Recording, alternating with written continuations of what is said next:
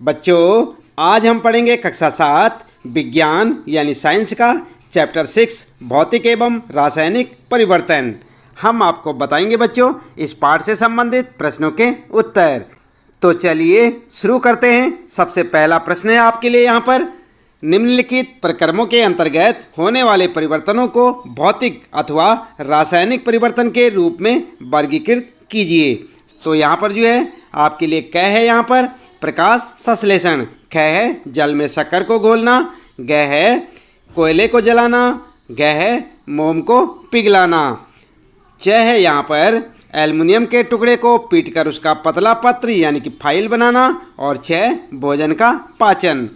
तो आप इन्हें अलग अलग रूप से वर्गीकृत करेंगे। सबसे पहले आप वर्गीकृत करेंगे भौतिक परिवर्तन में। तो यहाँ पर है ख है जल में शक्कर को घोलना, घ है मोम को पिघलाना, और च एल्युमिनियम के टुकड़े को पीटकर उसका पतला पत्र यानी कि फाइल बनाना। ये सब क्या है? भौतिक परिवर्तन। ठीक है, उत्तर में आप इस प्रकार से लिखेंगे। और फिर लिखेंगे रासायनिक परिवर्तन कौन कौन से। तो यहाँ पर क है प्रकाश संश्लेषण, ग है कोयले को जलाना, और छ भोजन का पाचन। ये सब क्या है? रासायनिक परिवर्तन। समझ गए ना आप? ये आपका यहाँ पर जो है पहला प्रश्न है बच्चों, ध्यानपूर्वक देखें। ये पहला प्रश्न है आपका और उसका उत्तर आप यहाँ से लिख सकते हैं। दो रूपों में लिखेंगे, भौतिक परिवर्तन और रासायनिक परिवर्तन। अगला है बच्चों दूसरा प्रश्न आपके लिए, बताइए कि निम्नलिखित कथन सत्य हैं अथवा असत्य। यदि कथन असत्य हो तो अपनी अभ्यास पुस्तिका में उसे सही करके लिखिए। आई बात समझ में?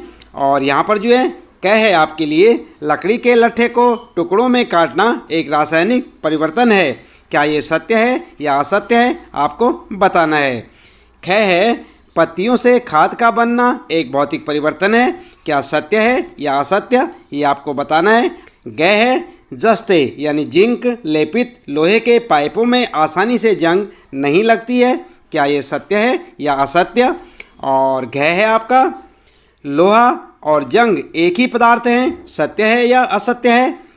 च है भाप का संघनन रासायनिक परिवर्तन नहीं है। सत्य या असत्य?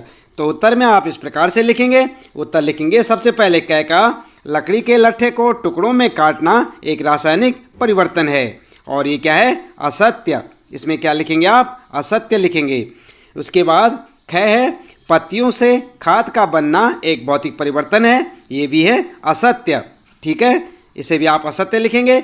और ग है जस्ते यानी जिंक लेपित लोहे के पाइपों में आसानी से जंग नहीं लगती है। तो ये क्या है? सत्य है। ठीक है, इसी प्रकार से घ वाला है लोहा और जंग एक ही पदार्थ हैं। तो ये क्या है? असत्य। यहाँ पर क्या लिखेंगे आप? असत्य। इसी प्रकार च है आगे, भाप का संघनन रासायनिक परिवर्तन नहीं है। तो ये क्या है? सत्य है। ठीक है, तो इस प्रकार से आप अपने इन प्रश्नों के उत्तर लिख सकते हैं। सत्य असत्य आपको बताना है बच्चों। और ये दूसरा प्रश्न है आपका, आप देख सकते हैं प्रश्न को, और इसके उत्तर आप ठीक इस प्रकार से लिखें जैसे यहाँ पर आपको बताए जा रहे हैं।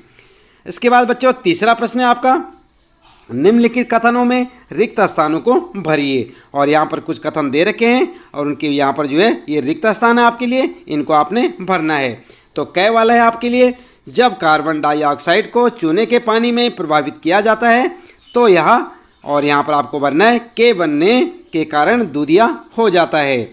और ख है खाने के सोडे का रासायनिक नाम, यहाँ पर आपको लिखना है, क्या है वो आपको लिखना है। और ग है बच्चों ऐसी दो विधियाँ जिनके द्वारा लोहे को जंग लगने से बचाया जा सकता है। तो उन विधियों के नाम यहाँ पर आपको भरने, हम आपको अभी यहाँ पर बताने वाले हैं। और घ है बच्चों ऐसे परिवर्तन भौतिक परिवर्तन कहलाते हैं जिनमें किसी पदार्थ के केवल गुणों में परिवर्तन होता है। तो यहाँ पर आपको लिखना है। और अगला है यहाँ पर च वाला आपके लिए, ऐसे परिवर्तन जिनमें नए पदार्थ बनते हैं परिवर्तन कहलाते हैं। क्या परिवर्तन कहलाते हैं? यहाँ पर आपको लिखना है। तो क्या लिखेंगे आप? उत्तर आप ठीक इस प्रकार से लिखें बच्चों, ध्यानपूर्वक लिखें, याद भी करें। क्या लिखेंगे आप? जब कार्बन डाइऑक्साइड को चूने के पानी में प्रभावित किया जाता है तो यह क्या बनाता है? कैल्शियम कार्बोनेट बनने के कारण दूधिया हो जाता है। किसके कारण होता है? Calcium carbonate. तो यहाँ पर आप क्या लिखेंगे? क वाले के रिक्त स्थान में आप लिखेंगे कैल्शियम कार्बोनेट।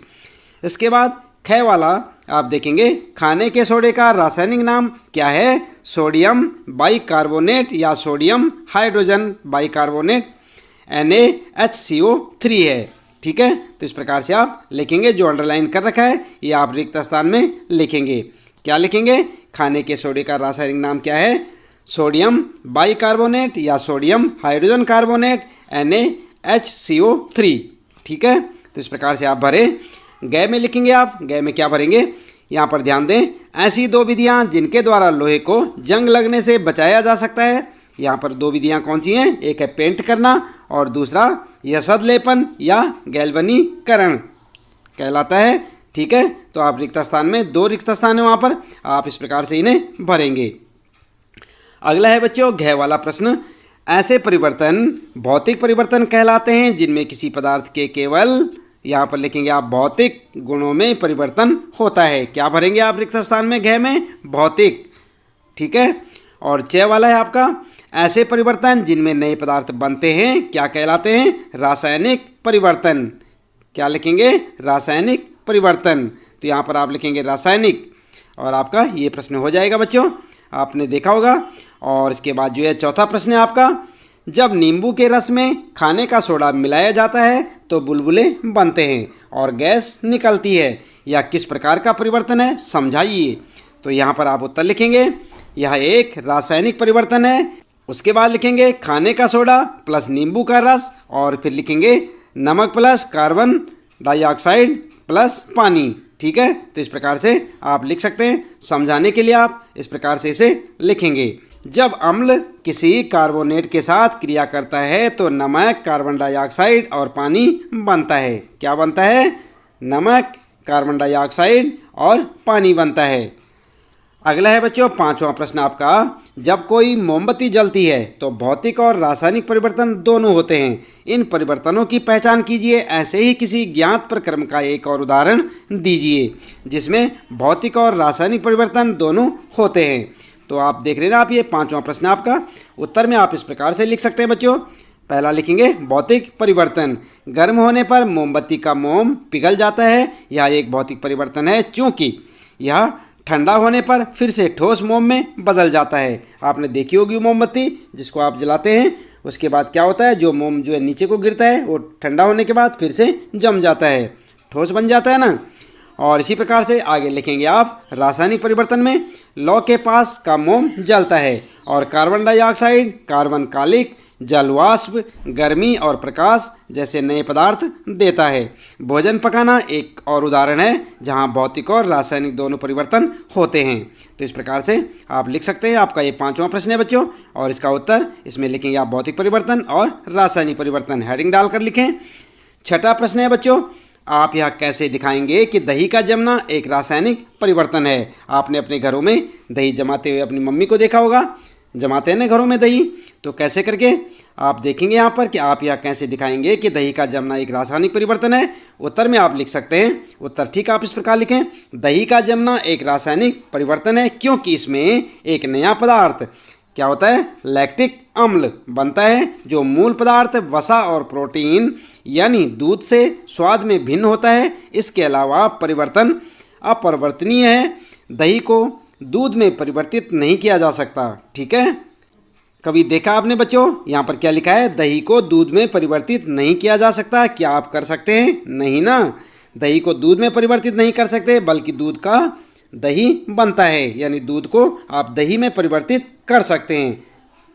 अगला प्रश्न है बच्चों सातवां, समझाइए कि लकड़ी के जलने और उसे छोटे टुकड़ों में काटने को दो भिन्न प्रकार के परिवर्तन क्यों माना जाता है? तो उत्तर आप क्या लिखेंगे? उत्तर आप लिखेंगे लकड़ी जलाना एक रासायनिक परिवर्तन है क्योंकि जलने पर लकड़ी राख यानी कि कार्बन डाइऑक्साइड गैस, जलवाष्प, गर्मी और प्रकाश जैसे नए पदार्थों में परिवर्तित हो जाती है। इसके अलावा परिवर्तन अपरिवर्तनीय है जबकि छोटे टुकड़ों में लकड़ी काटना एक भौतिक परिवर्तन है क्योंकि लकड़ी की मूल संरचना नहीं बदलती है, कोई नया पदार्थ नहीं बनता है। आई बात समझ में? तो इस प्रकार से देखें आप अपना सातवां प्रश्न है और उसका उत्तर आप लिखते चले जाएं, याद भी करें बच्चों साथ साथ। आठवां प्रश्न आपके लिए, कॉपर सल्फेट के क्रिस्टल कैसे बनते हैं, इनका वर्णन कीजिए। तो आप वर्णन ऐसे करेंगे। उत्तर में आप लिखेंगे कॉपर सल्फेट के क्रिस्टल निम्नानुसार तैयार किए जाते हैं। और यहाँ पर जो है नंबर 1 नंबर 2 करके भी आप लिख सकते हैं। पहला पॉइंट लिखेंगे एक बीकर में पानी ले लो और सल्फ्यूरिक अम्ल की कुछ बूंदें डालें। दूसरा पॉइंट लिखेंगे पानी गर्म करें, जब यह उबलने लगे तो इसमें लगातार कॉपर सल्फेट पाउडर डालें। अगला लिखेंगे संतृप्त स्तर तक कॉपर सल्फेट पाउडर डालना जारी रखें।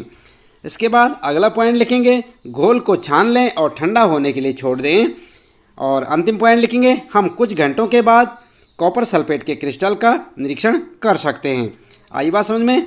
तो ये है आपका 8वां प्रश्न, कॉपर सल्फेट के क्रिस्टल कैसे बनते हैं इनका वर्णन कीजिए।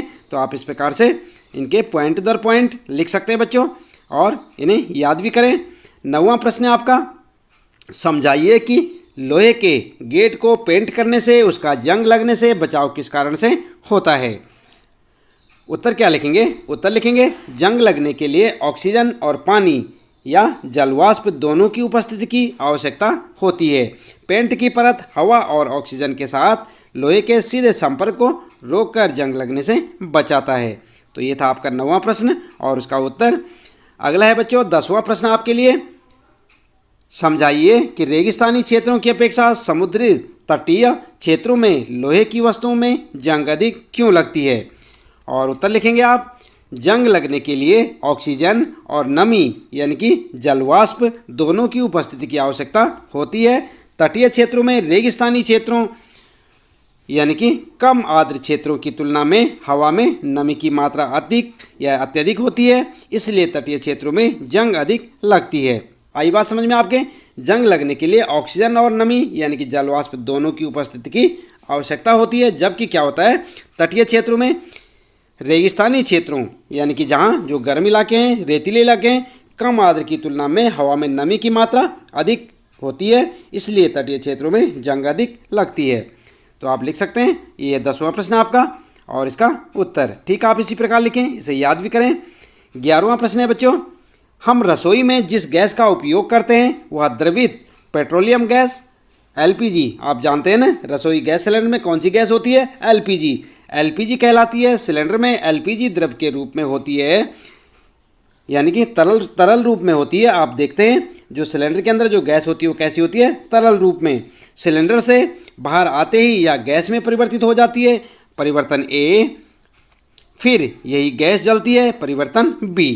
तो यहाँ पर जो है आपके लिए प्रश्न बनता है निम्नलिखित कथन इन परिवर्तनों से संबंधित है, सही कथन का चयन कीजिए। तो यहाँ पर क्या है आपके लिए?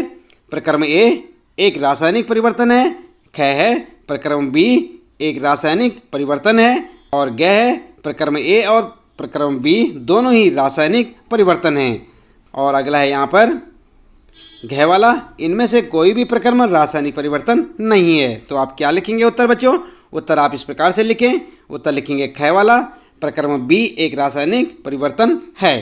तो आपका उत्तर हो जाएगा। आप ध्यानपूर्वक लिखें, पहले प्रश्न को समझे बच्चों कि ये प्रश्न हमें क्या कह रहा है, क्या पूछ रहा है, और उसके बाद ही इसका उत्तर लिखें। यहाँ पर जो है फिर आता है आपका 12वां प्रश्न और इसमें पूछा है अवायवीय जीवाणु जैविक अवशिष्ट पदार्थों को अवघटित कर जैव गैस यानी बायोगैस बनाते हैं, परिवर्तन A। फिर जैव गैस ईंधन के रूप में जलाई जाती है, परिवर्तन B। ठीक है, फिर पूछा है निम्नलिखित कथन इन परिवर्तनों से संबंधित हैं, सही कथन का चुनाव कीजिए या सही कथन चुनिए। और यहाँ पर जो है कथन ये है आपके लिए क है प्रक्रम A एक रासायनिक परिवर्तन है और ख है प्रक्रम B एक रासायनिक परिवर्तन है, ग है प्रक्रम A और प्रक्रम B दोनों ही रासायनिक परिवर्तन हैं, या घ है इनमें से कोई भी प्रक्रम रासायनिक परिवर्तन नहीं है। तो क्या लिखेंगे आप उत्तर? उत्तर आप इस प्रकार से लिखें बच्चों। उत्तर लिखेंगे ग वाला सही आपका, प्रक्रम A और प्रक्रम B दोनों ही रासायनिक परिवर्तन हैं। तो इसके साथ ही बच्चों इस पाठ से संबंधित प्रश्नों के उत्तर यहाँ पर समाप्त होते हैं। उम्मीद है कि आपको अच्छे से समझ आए होंगे। इसी प्रकार लगातार कक्षा 7 विज्ञान के सभी पाठों के प्रश्न उत्तर जानने के लिए चैनल को सब्सक्राइब अवश्य कर दें, बेल आइकन भी दबा दें बच्चों, ताकि आपको आने वाली प्रत्येक पाठ की वीडियो की नोटिफिकेशन भी मिलती रहे। मिलते हैं फिर अगले पाठ में कुछ नए प्रश्न उत्तरों के साथ।